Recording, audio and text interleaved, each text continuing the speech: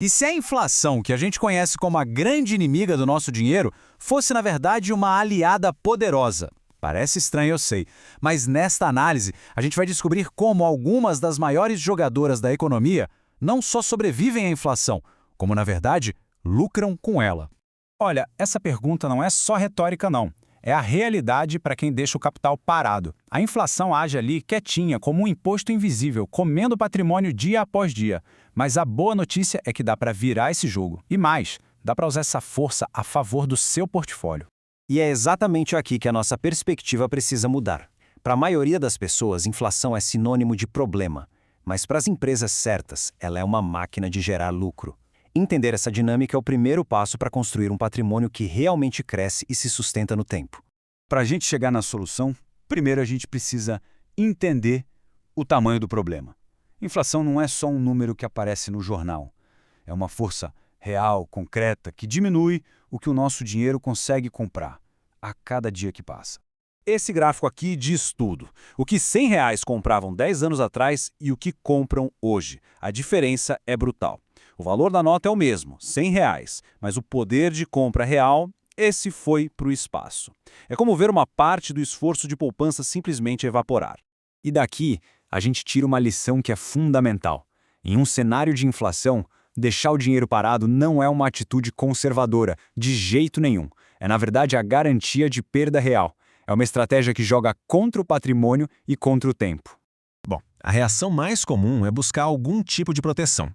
Só que aí muita gente confunde preservar o capital com fazer ele crescer de verdade. Vamos dar uma olhada nas alternativas mais comuns e ver qual é o papel de cada uma. Quando a gente olha essa tabela, o padrão fica bem óbvio, né? Moeda, como real, perde valor. Ouro serve para proteger, mas não cria riqueza nova. A renda fixa tenta preservar o poder de compra, mas o ganho real costuma ser limitado. E aí chegam as ações, com uma função totalmente diferente: multiplicação de capital. A proposta aqui é outra. O ouro é o exemplo perfeito disso, de um ativo estático. Ele segura o valor em tempos de crise, sim. Mas uma barra de ouro hoje vai ser a mesma barra de ouro daqui a 20 anos. Ela não produz nada, não paga dividendos, não reinveste lucros para crescer. Ela só existe, protege, mas não multiplica. Tudo isso levanta uma pergunta crucial. Se o dinheiro perde valor, para onde esse valor vai? Porque ele não desaparece no ar. Ele é transferido de um bolso para outro. E é aqui que a gente descobre quem realmente ganha com a alta de preços. A tese central é essa. As boas empresas, elas não são vítimas da inflação. Pelo contrário, elas são agentes ativos que usam a inflação a seu favor. Elas não apenas repassam os custos, elas capturam valor nesse processo todo. E por que isso acontece? Porque empresas são o que a gente chama de ativos reais. Elas não são só um código na tela do computador. Elas são fábricas, são lojas, são tecnologia, são pessoas vendendo coisas de verdade, produtos e serviços. E o mais importante, elas têm o poder de colocar o preço no que vendem. Ok, mas como é que funciona essa mágica? Como é que uma empresa pega a inflação, que é um problema para todo mundo, e transforma em uma vantagem? O mecanismo por trás disso é bem mais simples e poderoso do que parece. Olha só como o ciclo funciona. Primeiro, os custos da empresa sobem. Matéria-prima, salário, energia, tudo fica mais caro. Uma empresa forte, com poder de mercado, não absorve esse prejuízo. Ela repassa essa alta para os preços dos seus produtos. Com isso, a receita, o faturamento bruto cresce. E aqui está o pulo do gato. Se a gestão for boa, a empresa não só protege sua margem de lucro, como pode até aumentar. Claro, isso não é para qualquer um. Esse poder de repasse se concentra em negócios com vantagens muito claras. Pense em empresas com marcas que todo mundo ama e confia. Ou negócios que vendem produtos essenciais, como energia, comida, saúde, coisas que a gente não pode cortar.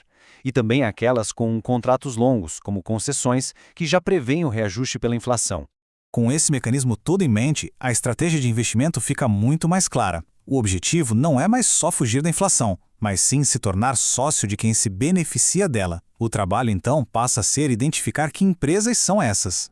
A divisão aqui é bem nítida. De um lado, as vencedoras, líderes de mercado, com marcas fortes de poder de ditar preços.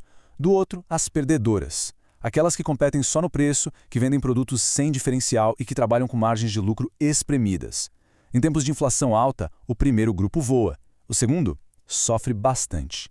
A lição mais importante que fica, então, é que investir bem vai muito além de simplesmente comprar ações.